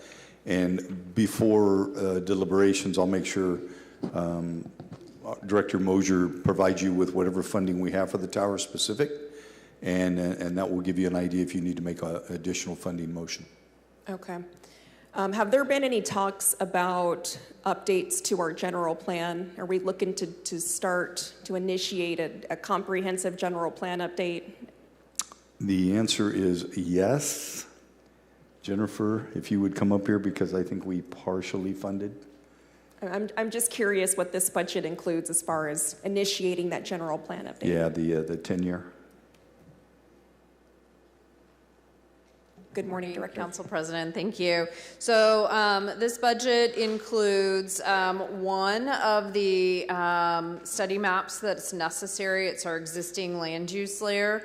And that will be funded this fiscal year. As you know, in the past couple of years, we've started prepping. We've started creating all of the things that we need. The housing element is one big piece. The climate adaptation and environmental justice, which was heavily funded by the council last year. So that was a big funding piece. That's underway, and we're hoping to wrap that up this year and be ready to add that into the general plan. The goal of this update is to bring the general plan into compliance with current state laws. It is not an entire overhaul of the general plan. It's not a detailed look at redoing all of the land uses and all of the policies and all of the goals. That's a huge lift, right? So it is minor modifications to bring the current general plan into compliance with state law. Okay, and our general plan is about 10 years old. December 18th, 2014 was when it was adopted, correct? Okay. General rule of thumb is we should do a comprehensive update every 10-ish years or so. Yeah, and so this is a refresh. This is a look. We had the General Plan Implementation Committee that actually started work just prior to COVID, and they had a number of recommendations, and we already started working towards those recommendations. They did not recommend at the time a complete overhaul of the general plan, right? So there were certain strategic and very surgical changes and updates. Okay. Thank you, Director. You're welcome. I just want to put on record that I do not support going from our 4 crew engines down to 3. So I will be looking to see if there's anything else we could do to get creative to find those $2.5 million in reductions needed within the fire department. And then lastly, one of the proposed highlights for my district, it lists Station 12, but this budget stripped away the $3.6 million that I had set aside for Station 12 last budget. And so I appreciate the solution, which is to consider going out for bonding, but it's not a guaranteed solution. And so my concern is that we're taking away the 3.6 we had set aside. It does not include everything we need to build out Station 12. But my concern is we're backfilling it with a solution that's not guaranteed. And so that gives me a lot of heartburn. Yeah, Station 12 was initially authorized funding for that was at $12 million. The bid came in at almost $18 million. Mind you, Station 18 was built for $7 million, all in with land. So $18 million. And so, my recommendation to the council is that we bond the entire, we believe that with value engineering it's going to come down to 15, and that's our recommendation, bond the entire 15. The 3.6 probably isn't going to help us much at this point. And as long as council supports the bonding of those two projects, then it would be guaranteed. I understand that. We need the entire 15 for the project, though. Yeah, and I guess where the guarantee is not guaranteed is I don't know if we have the support on this council to go out for bond. And then with that, there's two proposed projects requesting for us to go out to bond on, but I haven't heard from my colleagues. They might have ideas of other projects they want bonded as part of this as well. Sure. What is our current bonding capacity? Well, I can tell you that in April, we had 3 of our assets that rolled off of a master lease, and that was Woodward Park, Selland, and there was one more. Ruthie, do you remember? A parking garage. One of our parking garages. Yeah, parking garage, I think, on Van Ness. So that, at the time that they were bonded, their value was $62 million. So 62 million rolled off. Now you can't bond the whole 62 or whatever the value is. It's a percentage. So we do have, the challenge last year, I think council asked, do we have bonding capacity? And the answer was no. We had the ability to pay back a bond, a debt service, but we didn't have any bonding capacity. Everything's been bonded out in this city over the years, past administrations. And so this is the first time we really had something roll off that gave us a little capacity. Our challenge is being able to pay back the debt service now.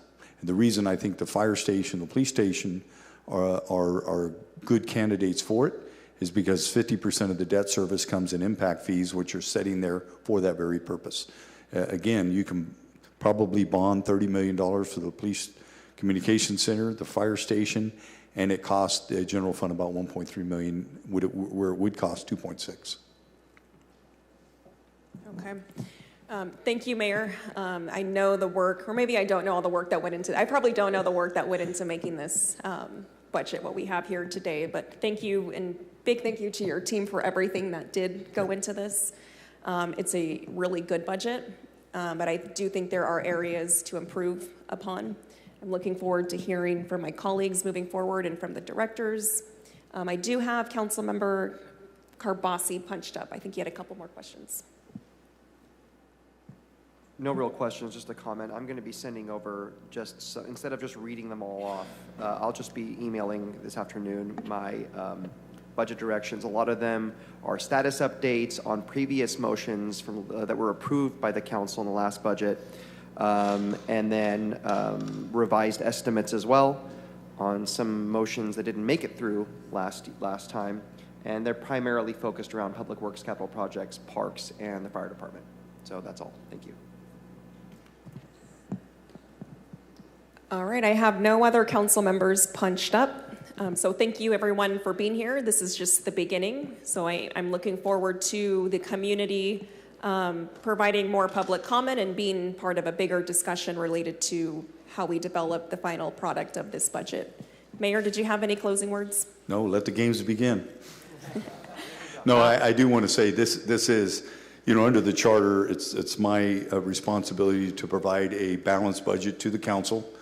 And knowing full well that is my budget, but at the end of the process, come June 30, it is our budget as a city. It's the council and the mayor's budget collectively, and I know there'll be we will be out of balance like it happens just about every year, but then we can work closely together to make sure that we get back in balance by June 30th. And so I know each council member has individual needs in their district that certainly aren't met within our proposed budget at this point. So we'll look forward to working with each of you to make sure those needs are met. Okay? Thank you, Mayor. Thank you, everybody. Council meeting is now adjourned.